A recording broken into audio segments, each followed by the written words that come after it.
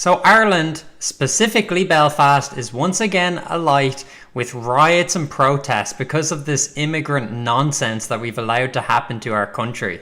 Why, you might ask? Oh, it's only because what looks like another beheading attempt, that thing that never used to happen in Ireland or the West.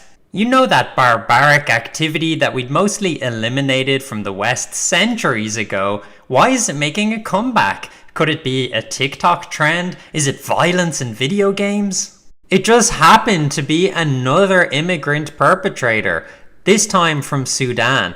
Now, we don't know the motive or the religious affiliation of him just yet, but since Sudan is a 91% Muslim population, I think it's safe enough to assume that he is indeed a Muslim. It's gallows humor, but it's kind of funny that I was talking about this exact thing less than 2 weeks ago in a debate I had with left-winger Edward Davey. You want to come into our country with these backwards views that we disagree with, antithetical to the West. We'll let you in, and then if you do something, we'll punish you. But I already think it's too late at that point, We should have stopped it before they crossed the border. But it's just an opinion at that point. They haven't actually done anything against that view. Obviously, if they have historical evidence of them, stoning or killing homosexuals, then they probably don't pass the vetting check anyway, and they don't come in. Yeah, but do you not see the risk in just allowing them in and then, okay, we'll punish you, but some people might die in the process or get, there was a guy in Ireland who was beheaded for being gay. It's okay, we punish you now, and great, and then we invite another million immigrants that might do the same thing. Well, that prophecy did not take long to fulfill itself. In that debate, granted, I was talking specifically about homosexuals being targeted by Islamic immigrants, and as of yet, we don't know the motive of the killer. Was this a targeted homophobic attack? The reason I use that talking point specifically when talking with left-wing people is because they purport to care about the LGBT community, to care about gay people. And homophobia is a lot easier to measure, especially because Muslims are so proud and open about their bigoted views. More broadly speaking though, it's not surprising, and it's been borne out in the data, that people from these backwards countries commit more crimes than the native population of Western countries.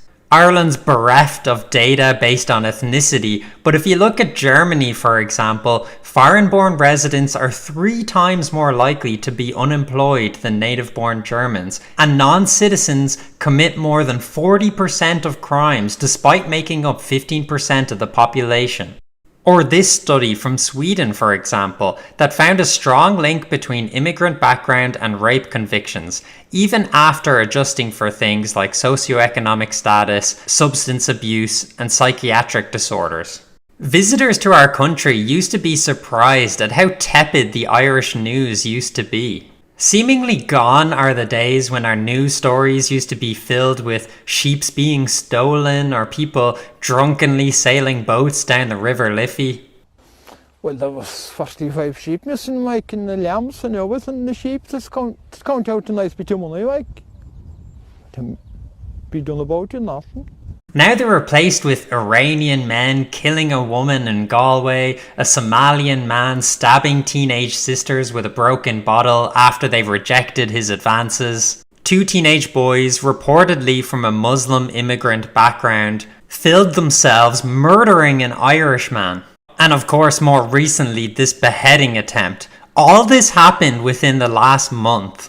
And to be frank, us Irish people are sick of it. Thousands upon thousands of people are being imported into the country every month, a lot of the time without any vetting done. And Irish people are being attacked and murdered because of it. We were never consulted about this. Our politicians dismiss our concerns about our safety. I came across this video on X that's just hilarious.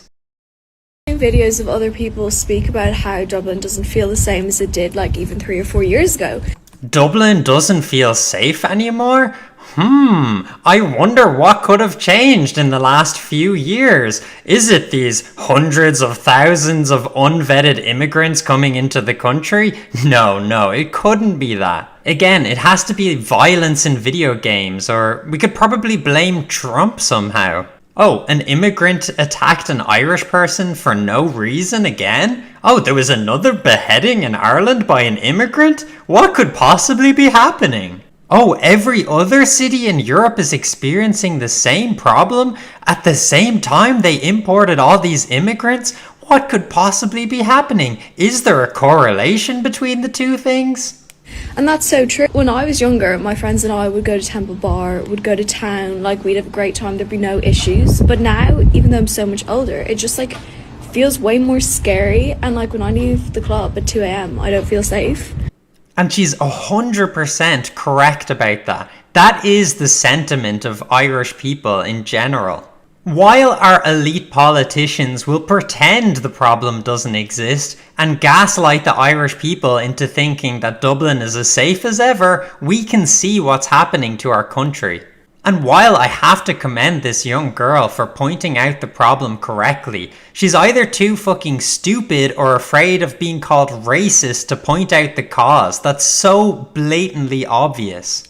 And while I am sorry to be mean about it, this circumspect attitude of walking on eggshells, afraid to say what's so blatantly obvious, is what got us in this situation in the first place. It's time for Irish people to wake up and call a spade a spade. And I heard about the terribly sad thing that happened to the poor guy off Grafton Street, the club promoter.